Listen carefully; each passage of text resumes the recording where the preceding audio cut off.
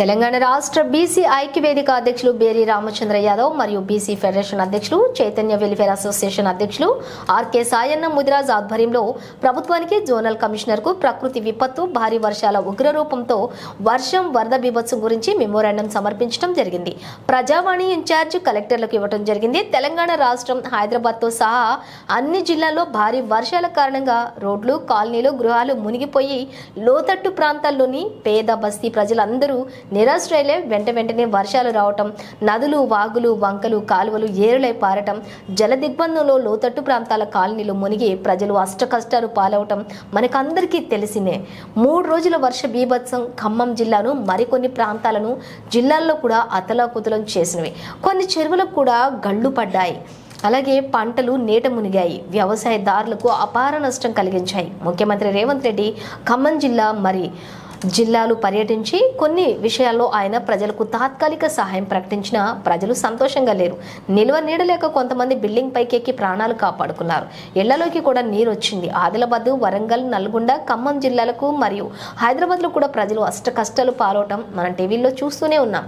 నెల రోజుల నుంచి వైరస్ జ్వరాలు పీడిస్తున్న సమయంలో ఈ భారీ వర్షాలు రావటం, ప్రకృతి బీభత్సం జరిగి అపార నష్టం కోట్లలో జరిగింది. కేంద్ర రాష్ట్ర ప్రభుత్వాలు వ్యవసాయదారులను, పేద ప్రజలను, ముఖ్యంగా లోతట్టు ప్రాంతాల్లో ఉన్న కాలనీలు మునిగిన వాళ్లకు ప్రత్యక్షంగా సహాయం చేసి నిరాశ్రయులైన వారికి ఫంక్షన్ హాల్స్ లో ఆశ్రయం కల్పించి ఆహార పొట్లాలు, నీళ్ల వసతి కల్పించాలని ప్రజానీకం తరపున కోరుకుంటున్నాం. ఈ సందర్భంగా జీహెచ్ఎంసీ జోనల్ కమిషనర్ కి ఒక మెమోరాండం సమర్పించడం జరిగింది. వర్ష బీభత్సానికి గురైన ప్రజానీకానికి కట్టుబట్టలతో అన్ని పోగొట్టుకున్న వారికి సహాయం చేయాలని, కలెక్టర్ ఆఫీసులోని ముఖ్యమంత్రి సహాయ నిధి నుండి అందరికీ అన్ని విధాల సహాయం చేసి ఆదుకోవాలని మనవి చేస్తున్నామని మెమోరాండం సమర్పించడం జరిగింది. రోడ్లలో మురికి నీరు, డ్రైనేజీ పొంగిపొరలటం మరియు బురద గుంటలు తయారైన రోడ్లు ఈ విధంగా ఉన్నటువంటి ఈ టైంలో ప్రజలందరూ రోగాల బారిన పడే అవకాశం కూడా ఉంది. కావున దయచేసి ప్రభుత్వ ఆసుపత్రులు, డాక్టర్లను అప్రమత్తం చేసి మెడికల్ క్యాంపులు నిర్వహించి ఆరోగ్యపరంగా ప్రజలను ఆదుకోవాలని, ఎక్కడికక్కడ మెడిసిన్స్ కూడా ఇవ్వాలని కోరటం జరిగింది.